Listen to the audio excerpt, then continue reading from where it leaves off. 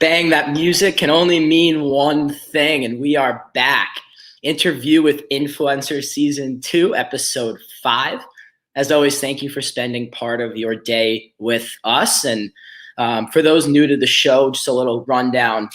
Interview with Influencers features sport industry game changers and just allows them the platform to share their story, career insight, but most importantly, the advice that they would give to those out there who are, looking to pivot in their career, break into the industry, take that next step, whatever it may be.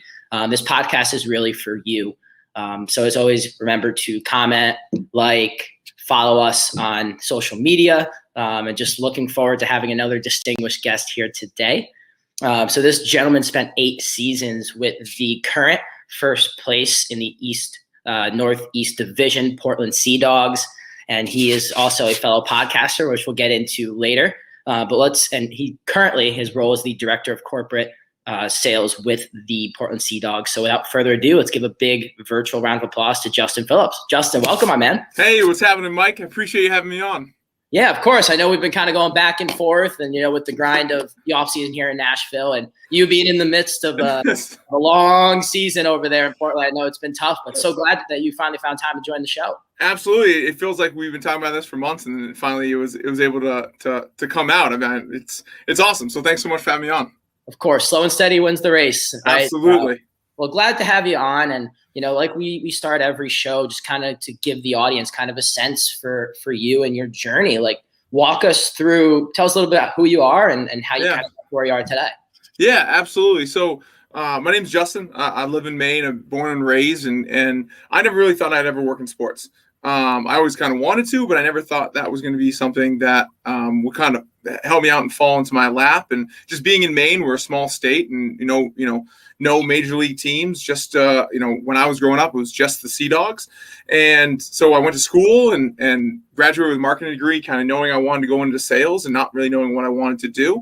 And my senior year at the University of Southern Maine, the Maine Red Claws, now the Maine Celtics, that was their inaugural season. I was lucky enough to get an internship with them, and that gave my first taste. And after I kind of graduated, I said, hey, maybe sports are my thing. And at that time, my girlfriend, now my fiance and baby mama, was like, you can leave, but I'm not. And I said, okay, well, you're more important to me than chasing this. So I thought my time in sales was, or my time in sports was dead because I wasn't going to move out of state. And then so I got some outside sales jobs. I sold uniforms. I sold office supplies. I sold cell phones. And then a position opened up at the Seadogs, and I was able to make a great connection during my time when I was an intern over at the Red Claws.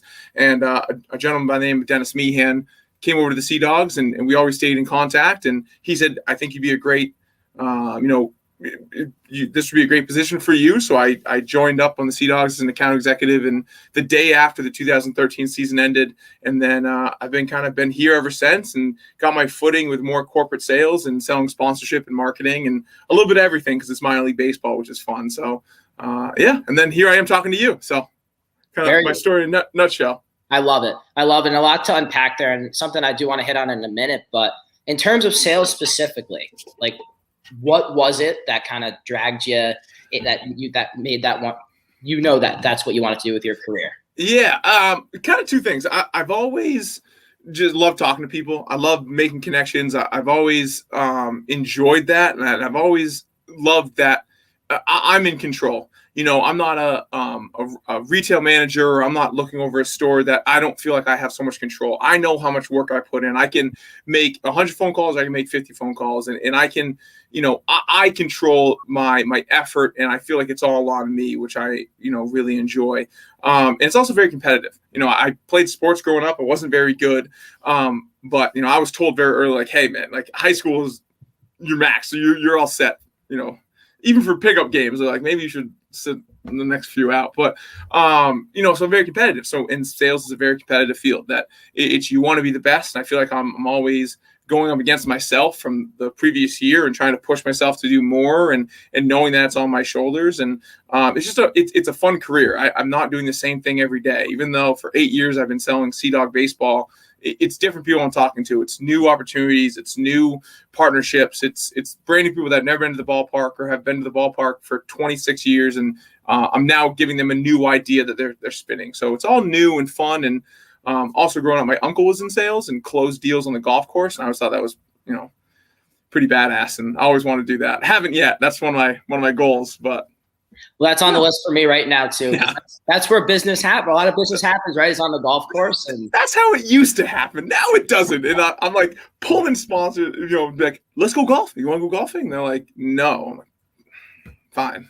Nowadays, honestly, business is like this. It's as crazy as that is, and hopefully getting back to face and all that. And I love a lot of what you said in terms of if you were an athlete, sales is could likely be a career path for you.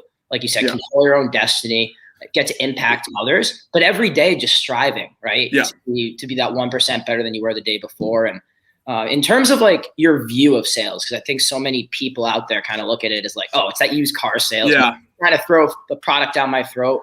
Like, how do you kind of paint the picture to somebody of what sales is for you? Sales is, to me, it's finding a solution to a problem that you're having, and it's giving them the solutions to better, to make their lives better, whether that be their business life, their personal life, whatever it might be. It's giving them the solutions to grow and just better their experience. And people might say, well, that's stupid. You just have you're selling tickets. Like, how is that bettering someone's life or their business? Well, it's a great, employee appreciation. It's great customer appreciation. It's thanking them. It gives you a night out with your kids where they're not in front of screens, or your families or friends where you're out, you're rooting for the same team. It's a great atmosphere. And, you're finding the solution of maybe they're not having enough family time together. Well, come out to the game. This is 4 hours where they're not in front of their phones, that we can root for the same thing. You can all have fun. And it's a lot of ages. It's, I'm having trouble, with, a lot of groups. I work with a lot of little leagues, and they say our attendance is down, or not attendance, but our participation is down. But they feel like coming out to the night for the Seadogs may help bring those kids back because they have such a good time, and that's the highlight of their season. So they want to play baseball again.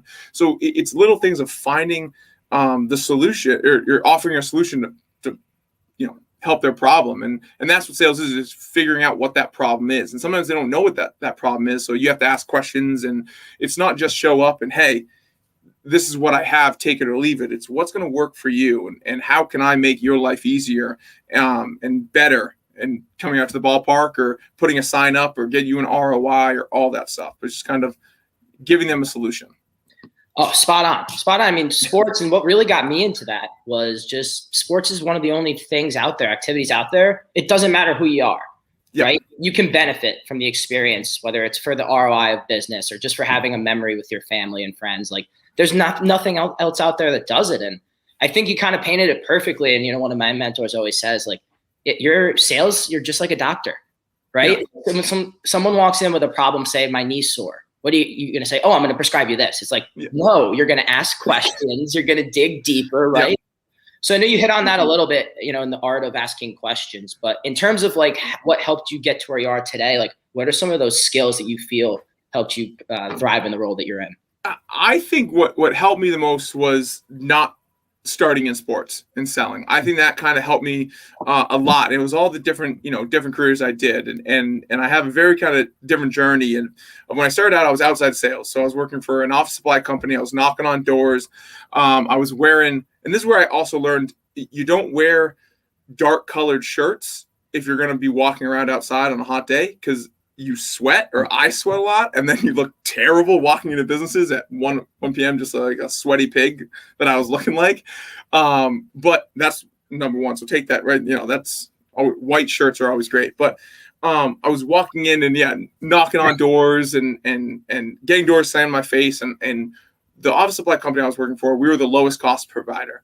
So my training was go in, find what their price is, cut it, and then they're going to go with you because you're going to save them money. Because you need pens. It doesn't matter who you get your pens from, but if you can save $1 off your pens, it's helping the company out. So I went from there, and then afterwards, when I sold uniforms, we weren't the lowest cost provider. We were one of the highest ones in the industry. So I couldn't walk indoors and say, "Hey, I'm going to give you your pants and shirts for less." It was more of ours is more expensive.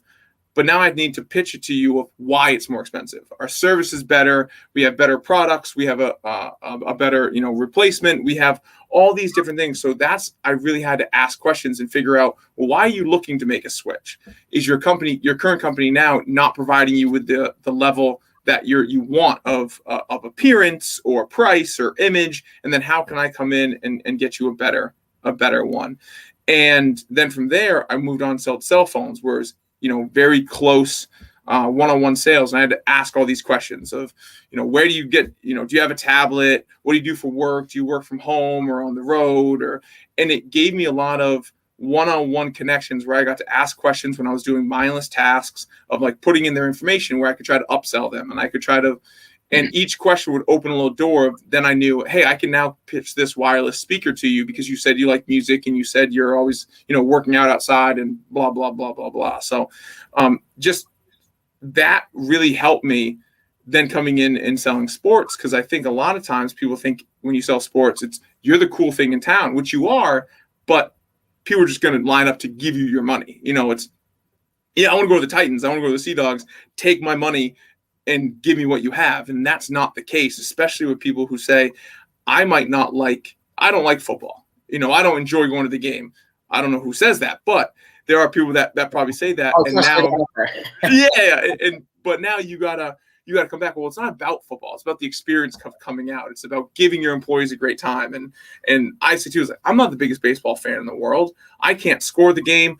I don't barely know who the players are, but I love coming to the games because I love the experience that I have. I love seeing our mascot. I love seeing smiles on kids' faces, the music, and just the atmosphere of everybody rooting for the same team to win and hoping it's a good game. And when you walk out of the ballpark, you don't care if we lost 10-0 or we won 10-0, you're just looking for a great experience. And just having that training of being a low-cost provider, asking questions, figuring out pain has really helped me out in sports because it set me up where I'm not just calling to say, hey, I'm the Seadogs, give me your money. It's more of, well, let's find a partnership and let's find out why this works and does it make sense for both parties? And then, let's build a partnership and move forward.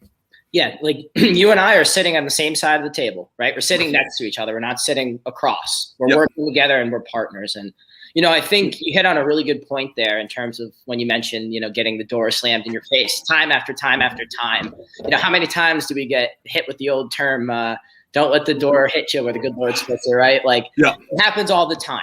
So how do you view failure? And then obviously in sales, if you succeed 3 out of 10 times, you're winning. So how do you view that failure and how do you overcome it and how do you cope with it?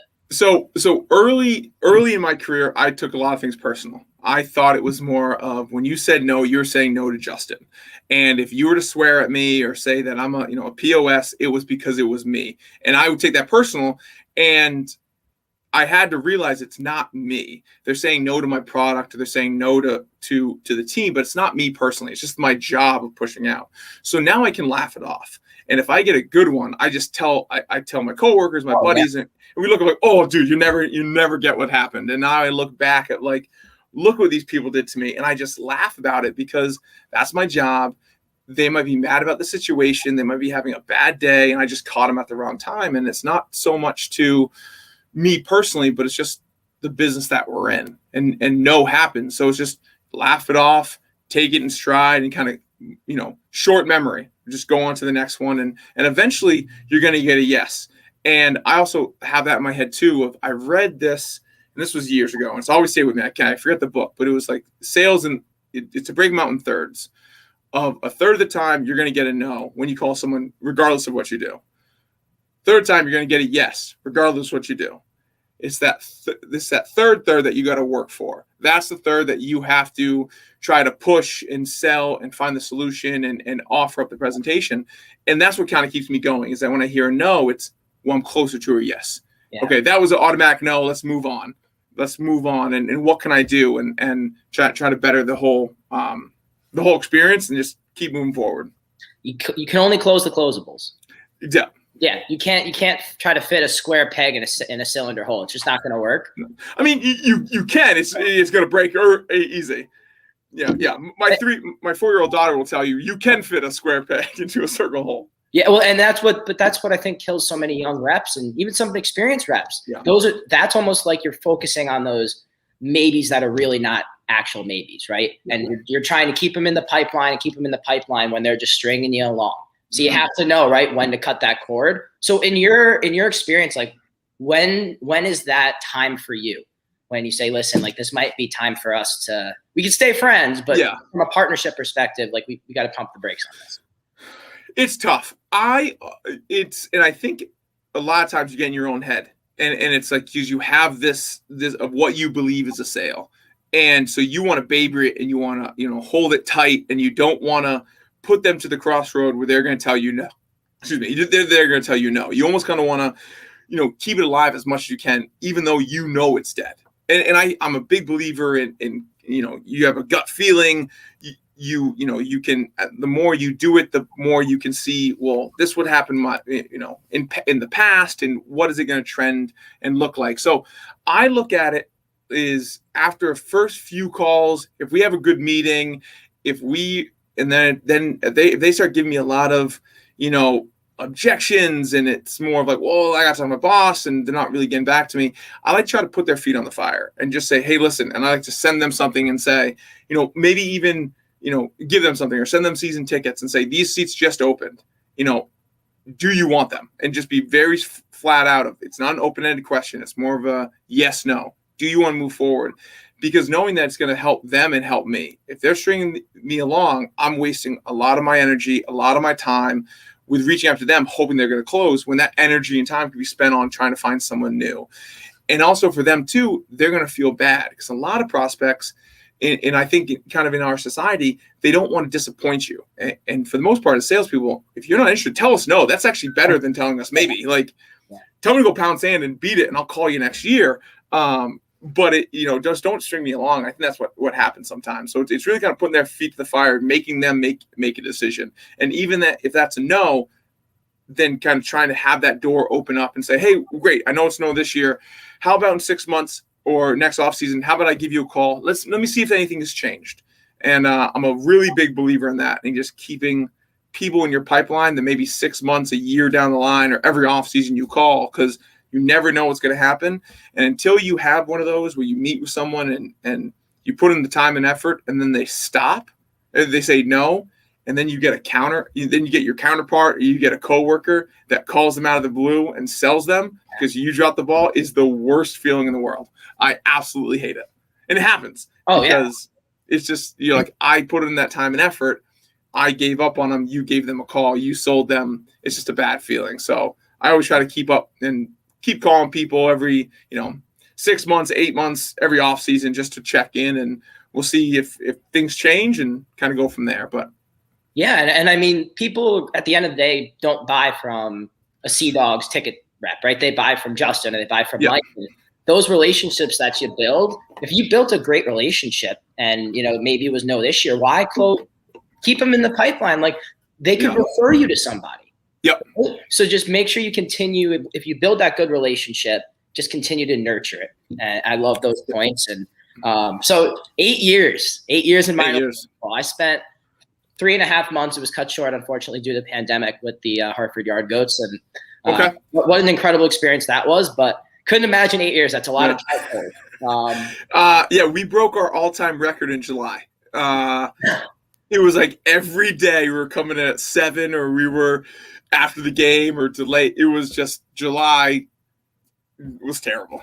It's in the past. So that's a lot of workouts, huh? Yeah. Oh yeah. There are some times I just felt like I was wearing my tarp shoes all day. Put them on, wear my jumpsuit, and just yep. So I learned that lesson my first day in minor league baseball. I showed up to the park, and the general, had coming from the Yankees prior, had my suit, my nice shoes. And the general manager, Mike Abramson, goes, well, tomorrow's our annual tarp pull, so you're going to want to bring sneakers and shorts. Yeah. You want to bring a change of clothes to always have gloves and you learn that real quick. But I always love with tarp pulls. It's always the new interns. I always tell them, I say, listen, I go, I don't care how strong you are. If the wind blows, you let it go. That's going to rip your arm off. And I said it. And 2, if you fall during the game when we're putting it on, we are not like the Marines. We will leave you behind. Crawl to the other side. We got to get the tarp on ASAP. Like, Yeah, and you don't want to end up on Sports Center, not top 10 either. Yeah, exactly. We will cover you and then crawl out. Yeah. But so in terms of minor league baseball, I think there's so many valuable lessons and traits that I took away in 3 months, right? Yeah. So I'd love to hear a little bit about the life lessons, career lessons that you've taken away from your time with the Seadogs and how it's helped better you today. Yeah, I think the biggest thing is understanding things are going to change last minute, and nothing that you plan is ever going to go exactly right. And it's just being able to go with the flow and figure out on the fly and juggle multiple things, and just going into knowing in your head when you have 10 things to do, knocking out the most important and then working your way down.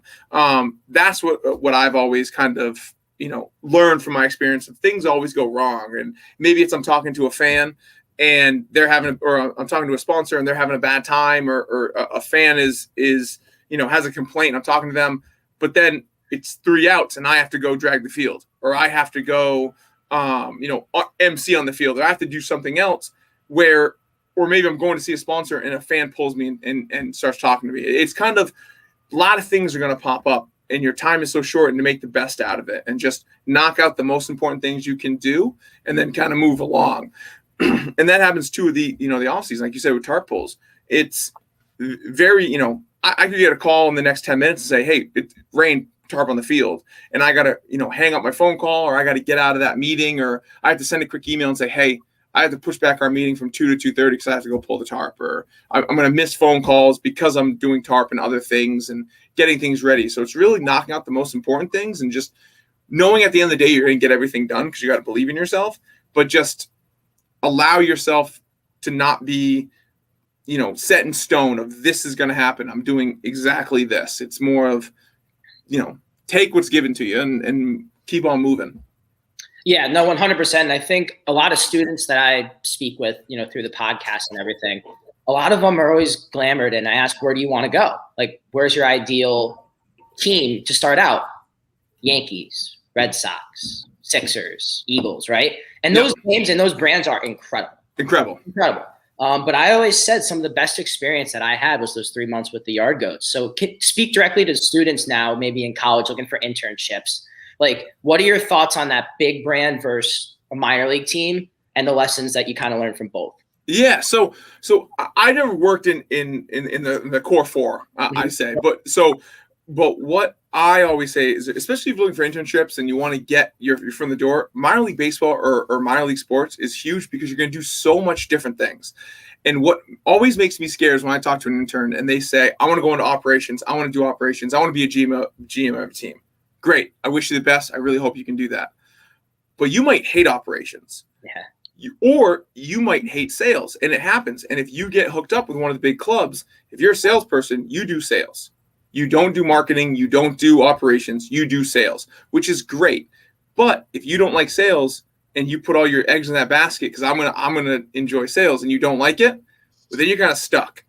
So in minor league sports, it's with such a small staff that you have to do everything. That you're doing sales, you're doing ticket office, you're doing operations. You might find that you love doing the back end of the ticketing. You love setting up the stadium. You love looking out back, looking at spreadsheets and Excel sheets. For me, I want to blow my brains out. I hate that. But you might find you love that. But if you get hooked up with one of these big clubs and you're a sales intern, you're only going to do sales, and you're never going to learn what you like and what you don't like. So I think it's a big thing of figuring out of your likes, dislikes, and then moving forward. So it's just so many different things. And I do a little marketing. I do some social media. I make stupid videos. I wore a hot dog costume all day one day. Like, it's just, you do silly things, which is fun. And it's always changing. It's always different. You're coming up with ideas. And I look forward to our off-season meetings of, what are some stupid ideas we can come up with, and let's plan a night and let's plan something fun for the fans. And then seeing it all come together is huge, and coming up with social media posts and projects and everything like that. So it's just you wear a lot of different hats, but it's fun. 100%. And you always find out what you hate doing before you find out what you love doing, right? And yeah, I think couldn't be more spot on, where you get to try a little bit of everything, and you'll see what sticks and you can cast aside what doesn't. Another thing I'll add is I always tell students, what's most important to you? For me, when I was looking for an organization to, whatever the next step would be, who am I learning from? Who's above me? Because there are some of the top professionals in the industry that work in single A baseball. Yep. It's just, go ahead.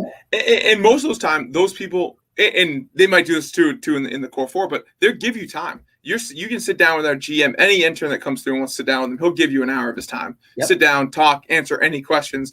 And that's what happens a lot of times in minor league baseball, is that we're such a community of knowing that we all put in these massive hours, and that if someone wants to be crazy enough to join into this circus, they'll sit down and talk to you, yep. And the book's always open. So that's what's always great.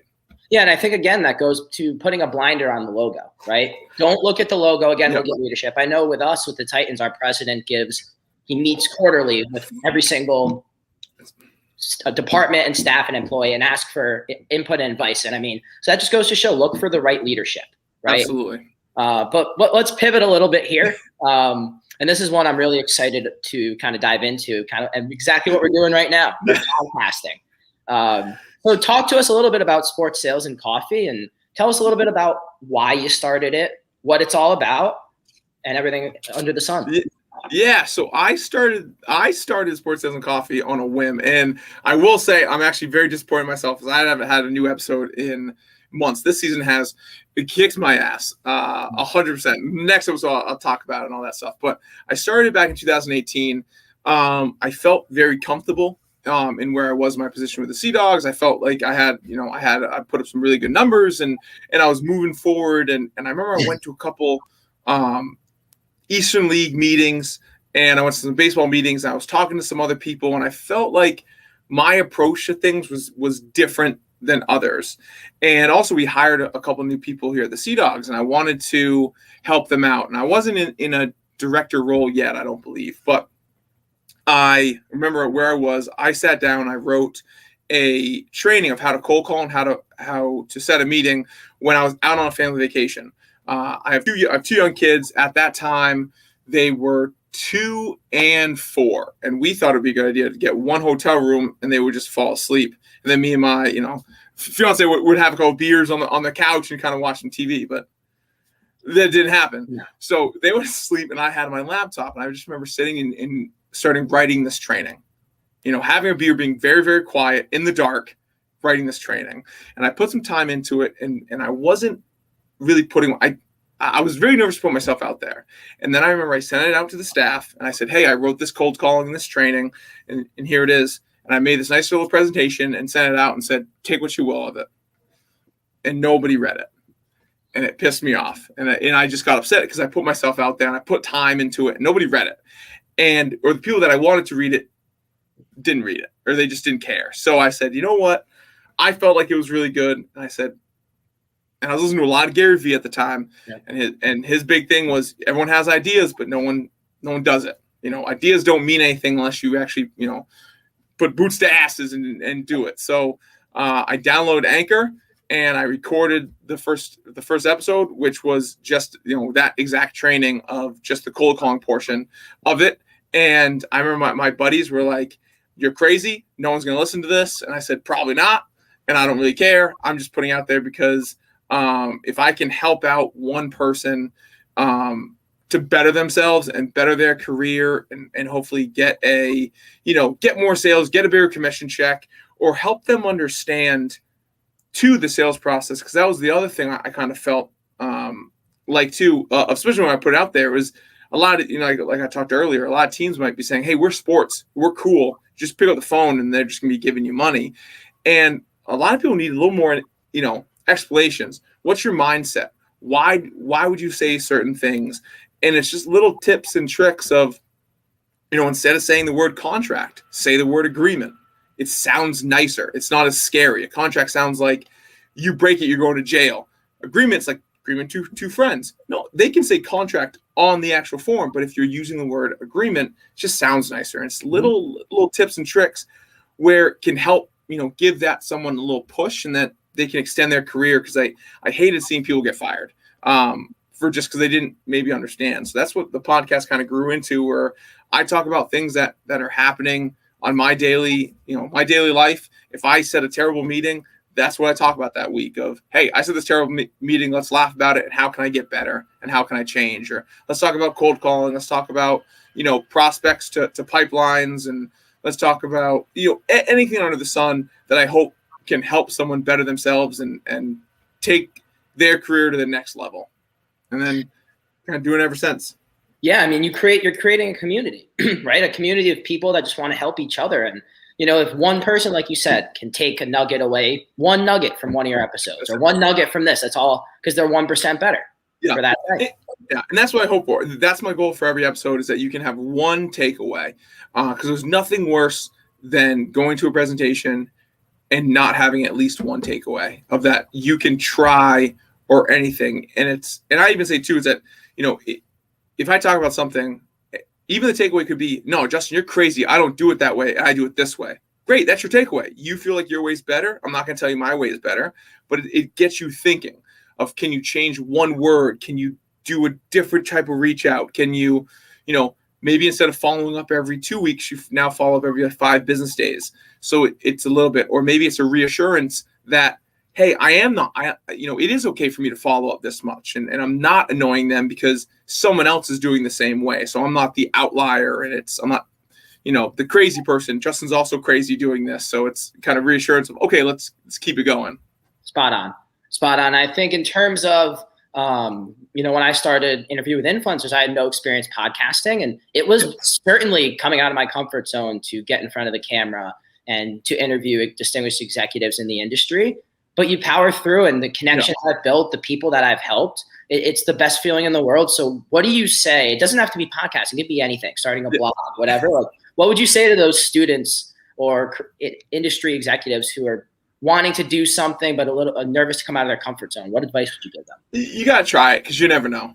And it's the same thing of, if you fail, you fail. And if no one listens, if you want to try a podcast, or if you want to try to be a streamer, or if you want to, change careers, you have one life. Like, why not? I'm a big believer is life is the stories that we can make and sit around and talk about a campfire and just try new things, because you never want to have regrets and never say, I should have done that, or I should have pushed, or there's a million reasons not to do something. All you need is one reason to do it. And it's going to make you grow as a person. I mean, I'm a lot more comfortable talking to you and on video chat because of the podcast. I'm a lot more comfortable and confident talking to students or having one-on-one phone calls and all that stuff, where, 4 years ago, I wasn't so confident. It kind of builds it. So it helps me a lot too. And it also, trying new things has reassured me that I'm also constantly learning. I'm also looking up things. And if I get a request to do an episode, if I don't, there was this one gentleman sent me an email and said, hey, can you do this topic? And how he said it, I was like, damn, what is that? I typed it up and I looked it up on Google and I was like, oh yeah, I do that. I just call that something different. I forget what it was. I was like, oh yeah. So it's reassurance, and you're always learning. You're always taking information. So just try new things. The worst that's going to happen is they're going to say no, or you're going to fail at it. And then it's just, you wipe your hands and you try something else. You can always go back, right? But you can't, or you can always move forward, or always move back, but you can't start new things, right? In the future, like, you could have a great idea and have it sit there and nothing happens, or you try it, you fail, you move on. Yeah. I think that's such a fantastic point. And I know we're running up against the clock here. So just last two, and probably one of the most important questions I always ask every single guest that we have. So for these like industry executives who may be looking to pivot, or college students looking to get into the industry, someone who's been able to hire, right, in the organization, like, what are some traits or skills that you look for in new hires? I think the big thing is the willingness to learn. And I think a lot of times in sports too, it's a lot of personality. It might not be kind of what you know, but it's your willingness to learn and take direction and, try new things and get out of your comfort zone. I don't believe there's a person on earth that is good at cold calling when they start. You're just bad. Everyone is. I was god awful. I would mumble. I would sweat. I would not say the right things. And it's going to be a big learning curve. So you got to take advice and you have to learn from other people, and not just me, but it's other people in the office, who's saying what, and just being an open book. So your willingness to learn and try new things, I think is absolutely something that I definitely look for. If anyone has any sales experience at all, I think it's great. And when I say sales experience, people coming out of college, they always, your resumes are pretty much the same. They're all tweaked. But did you help out with a 5K run where you had to call businesses and try to get donations? Did you have to you can always look for things to put, above, and it's just looking for those things. Did you run a club? Well, great. Now that's the management experience. What did you have to do? Was there a fundraiser you had to build? Did you put on an event? Were you working with, the sports teams there, or did you have a job where you were, that you were a waiter? If you were a waiter, did you upsell the mushrooms and onions all the time? Did you ask that question? Because that's important to me. I want to know that if you, every time you walk through, that you always ask people, mushrooms and onions. You want that with your steak? No? Great. But did you always try? Did you always upsell things? Were you number 1 or 4, were you in the top of your store? Is there any data you can put in? So I just think the willingness and trying and thinking at it as a salesperson is just a huge way. That's always I always look for. And personality. I'm going to be stuck with you for a long, long time. Yesterday was a short day and it was 12 hours. We got here at 8:45. We were out by at 9. I gotta like you. I'm sorry. It has to. So, and are you willingness to put in that time? Are you going to be a Debbie Downer and you're complaining on every single step? Because then if you're complaining on every little thing that you do, if you're looking at things negatively, I mean, in sales, we live in a world of negativity. We live in a world of failure. And if you're just adding to it, you're not helping anyone. You're bringing the whole team down. And that's a big thing to look at when hiring someone and joining the team, because you are here so many hours. Yeah. Like you said, at the end of the day, culture is everything and positivity is infectious, but equally negativity is just as infectious. Yeah. So I love all of those. And, the last question I have, I know this might be tough, but 1 or 2 pieces of advice that you would give yourself starting out in your career in sports, if you can go back, what would those be and why? I think so. One of the big things in sales would be that you're not, even though you're on your own, you're not on your own. Mm-hmm. And that you don't know everything, and it is okay to ask for help. It's not a sign of weakness to ask your sales manager to come on a call with you, or to sit and hear you, or role play, or try to get those extra reps in with someone who's more experienced than you, and then learn from them. That not just because, hey, I got this job, they believe in me, but that's half the battle. Now let's put in the time to learn and do better. And that's what when I started, I was hard-headed. Oh, I got this interview. I didn't know anyone. I got this job. It's great. I'm making, a good amount of money, more than my college buddies.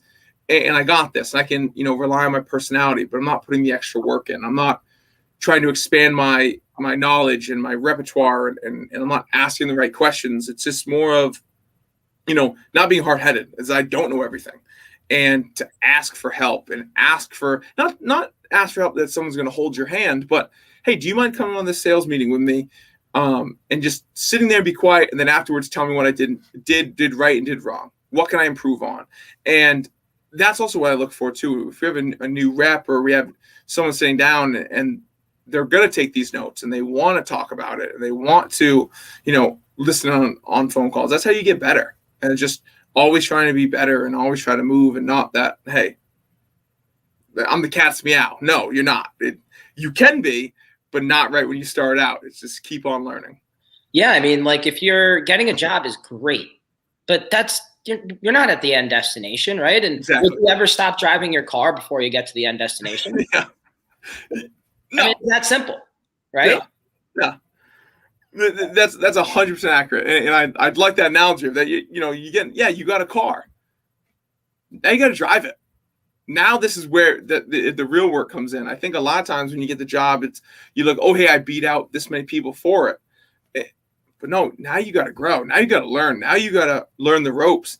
And it's in any job. If I was to leave the Seadogs and go to another team, I'm starting fresh again. it's not of what I did in the past, it's what I can do in the future and still build on it and move and everything. So that's the big thing. Yeah, it's a lifestyle, and it's just being hungry and curious to continue to get better and never be satisfied.